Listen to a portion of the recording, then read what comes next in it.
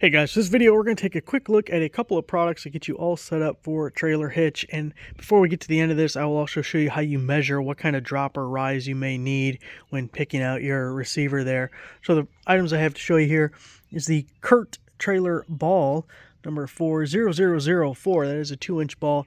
Then this bar here is a 10-inch drop or 8-inch rise. We'll talk more about that in a second. And then this is a different brand, but we got the 3-pack of hitch pins with the little clips to go with it. So as we look at this guy here, first it's going to have different classes, and that's going to depend on what hitch you have, but mostly I want to make sure we get you sized just right. So this is a 2-inch right here. That square is 2 inches, so you could have 2-inch or 1.25 is going to be your main options that you'll have.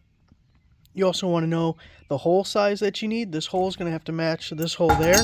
Slides in just like so. So on this guy here, that is a 1-inch hole, and that is a 1-inch threaded stud there. See the measurement right there. And then also your trailer on the top of the coupler is going to tell you the ball size you need. You see this is a 2-inch ball. One other thing that's important to know here is see how this kicks out at an angle like that.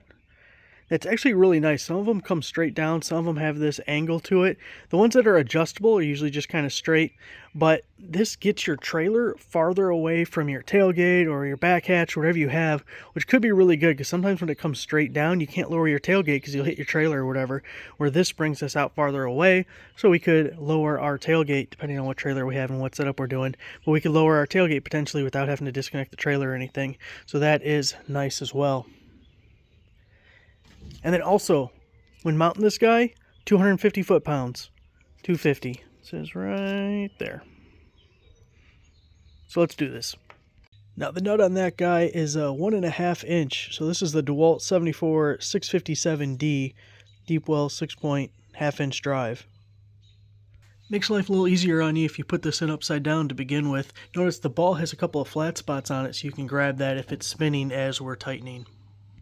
Got the ball all on there, got our pin in there, clippy on the other side. Now let's hook up the trailer and see how close we were with our measurement of it being level.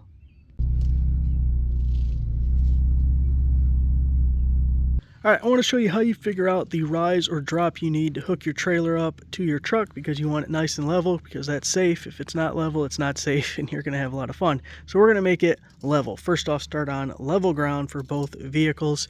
Ideally, you want weight in your trailer, whatever you normally carry. If you got like specific equipment or something you would put in it, you want it loaded, but do as I say, not as I do. And then we want them both level. You can level it up with your trailer jack there. So we need two measurements. The first thing, we're going to go over to the truck here, and we're measuring from the ground to the top of the receiver tube there, which is 26 inches. Ground to the top, 26 inches. On the trailer, ground to the bottom of our coupler, bottom, 16 inches.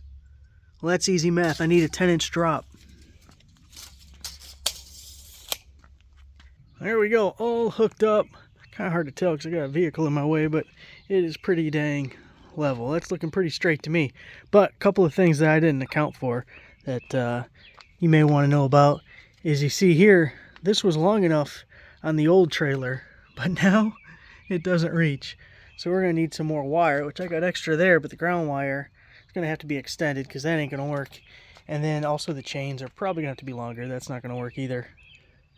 So if you're going to as big of a drop as I got, you may want to consider that. But let's look at the tailgate. Plenty of room. Look at that. Look at all that room.